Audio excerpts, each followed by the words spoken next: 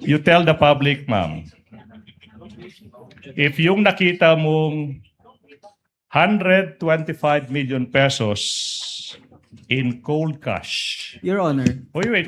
Not done. Counsel, to finish the question, Okay. Attorney Mhm. Bacuel. Can you please confirm if the cold cash you saw 125 million pesos, do they look like that? Your Honor. Counsel? Before the prosecution proceeds with the question, may we just ask as to the source of the photo and how it was generated and produced? Yes, counsel. Either it is distorted because the 1,000 peso bills look bigger. Yeah, Your Honor.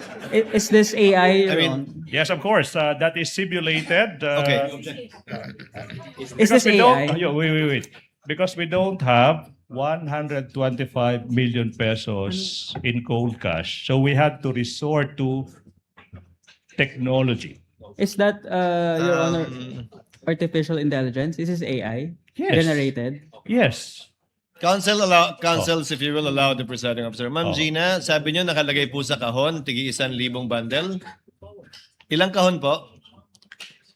2, Your Honor. Gaano kalaki po yung kahon?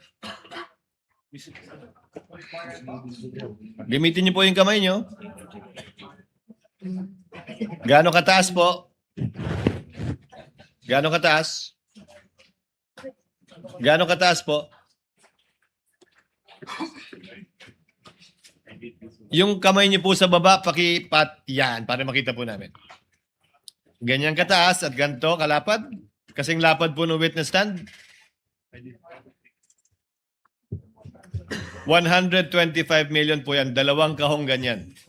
Opo, Your Honor. Binilang niyo po ba? Tinanggal niyo po ba mula sa kahon o hindi na? Tinanggal po sa kahon, Your Honor.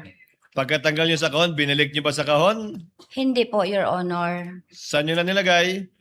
Nilagay ko po sa aking 4 na bag. Ito po yung duffel bag. Parang traveling bag po, Your Honor, na oblong.